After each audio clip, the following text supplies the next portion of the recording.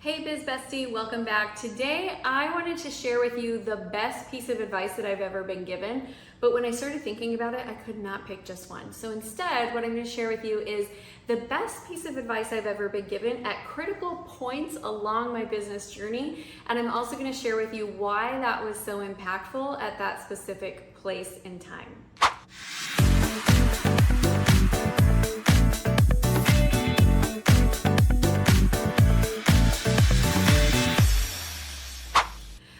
Hope that these will inspire and motivate you to reach for more in your business and really achieve those goals that you've been dreaming of. I'm Amy Walker, your Biz Bestie, and in this playlist we share the strategies, the goals, the mindset tips that you need in order to be successful as a woman entrepreneur.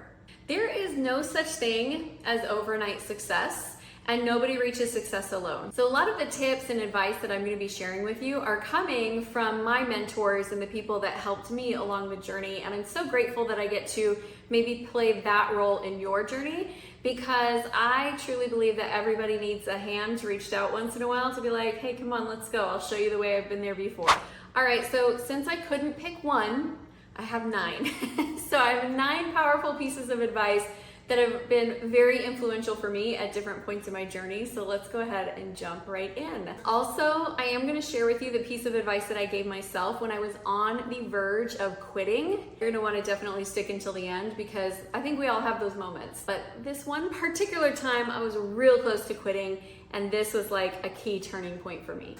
All right, so here are some of the pieces of advice that others have given me. The first one is, don't chase the horizons because the horizons move. This came to me when I was at a point in my business where I had really accomplished a lot of goals, and yet I was not feeling satisfied. I should have been having joy in all of the things that I had accomplished, but instead it was like I was looking ahead, and success felt so far away. And every time I achieved something, there was something else that I wanted, and someone gave me this advice and I was like, oh, that's what's going on here, is I'm not celebrating where I'm at. I'm not enjoying where I'm at, because as soon as I reach it, I've already looked forward at what comes next. And it's really not a very happy or healthy way to run your business.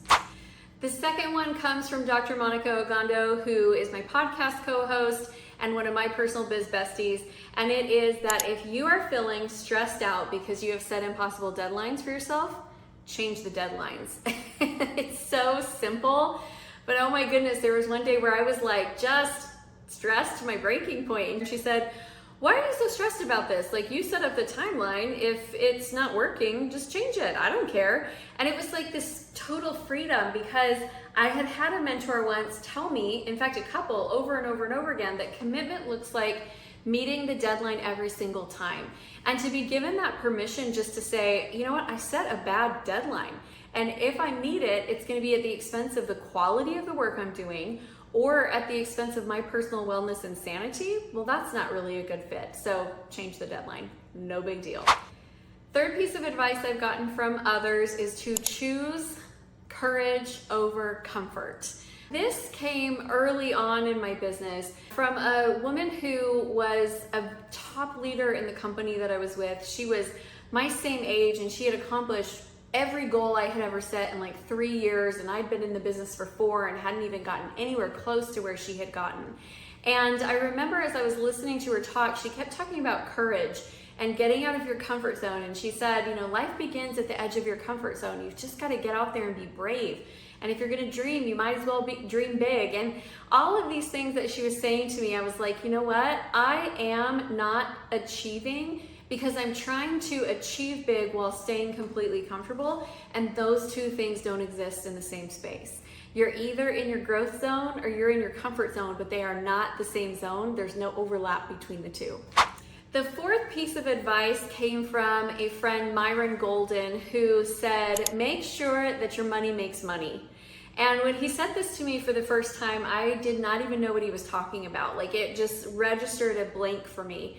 And he said, you know, you're selling a lot. Like, I can see that you're doing really good things in your business. He's like, but where is your money? I was like, in my bank account and in accounts receivable and in payroll. He's like, no, you need to make sure that you're taking your money and that your money is making money. Otherwise, you will forever be working to earn money. And I was like, okay, this is still not my forte and my strength. So I have other people who help make sure that my money makes money, but it is definitely a principle that we're taking a portion of what we earn and we're putting it into that money growing.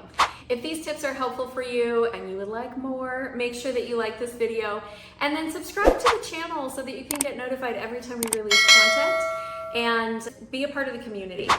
Okay, so the next 5 tips that I'm gonna give you are things that I either told myself, depending on your faith context, or I truly believe are things that God told me in moments when I really needed this advice. So I'm gonna share with you some of my favorites. The first one is, don't tell me what you can't do, tell me what you can. This one came about when I was a new mom and new business owner. I had my 5th son 6 weeks after I started Amy Walker Consulting. And I remember looking at my business thinking, I can't go out on business lunches because I'm nursing a baby. I am lunch. I can't travel because I have all these little kids at home. I can't afford to run ads and I don't know how to run them anyway. And I had all these things that I was looking at. I was like, I can't do this, I can't do this, I can't do that. And I started to feel myself go down, like my energy was just spiraling down. And I remember hearing the words in my mind, Amy, don't tell me what you can't do, tell me what you can. And it was like, okay, well, I could do online trainings. And that was how my whole business got launched and started. So you know your limitations. I'm not even saying your limitations are real or made up or puffed up or anything. I'm just saying there's always something that you can do no matter what the limitations are, and we got to reframe how we look at that. Number 2 piece of advice is that I am in business for the marathon, not the sprint. I came up with this that first year that I was in business when I had all these little kids at home and I was trying to launch the company, and I always felt like I was on the verge of running faster than I had strength and then crashing, and I couldn't do it. I knew I couldn't do it. So I kept telling myself, you're in business for the marathon, not the sprint. It's not the big things that happen that make you successful. It's the small things that happen consistently over time that are gonna build this win. So just run the marathon, just pace yourself, just set whatever that is, even if it's slow, make sure you can go the distance. And that was huge in helping me launch the company. Okay, the next one is that stories are expensive and you can't afford to buy them. I realized this early on when I was starting to sell, that people would tell me, oh, I can't afford it. My husband doesn't want me to do this. I can't do that, I can't do that. And I was just buying everybody's stories. And I was buying my own stories as well. I can't do this because of this circumstance. This isn't working for me because of this. And I remember just getting to a point where I was like, gosh, there's so many stories around and I'm just done buying them. I'm not buying anybody's stories. I cannot afford them. And as soon as I started seeing that everyone has stories that we tell ourselves, and just recognizing like, okay, well, that's a story. I don't have to buy it. I can hear what you have to say, and I can also hear what you have to say. Because the stories are so often in direct conflict with what we say that we want. And then we tell ourselves why we can't have it. And I was like, well, hey, if we're telling stories anyway, I'm gonna just choose which ones I subscribe to. And it made a huge impact in my sales. It made a huge impact in my personal mindset as well. This is something I tell myself a lot. Fear and excitement are basically the same thing. So when I'm feeling afraid of something, I'll be like, okay, I feel you. Hormones, going through my body. I feel this cortisol. This is basically the same physical response that I have when I'm excited. So what am I really excited about? And I'll shift my mindset away from, because it's the same chemical makeup in your body, but one is going towards the thing you don't want and one is going towards the thing you do want. And so I just reshift the focus. Okay, number 5 piece of advice that I give myself is that growth begins at the edge of your comfort zone, and rest and replenishment happen inside your comfort zone.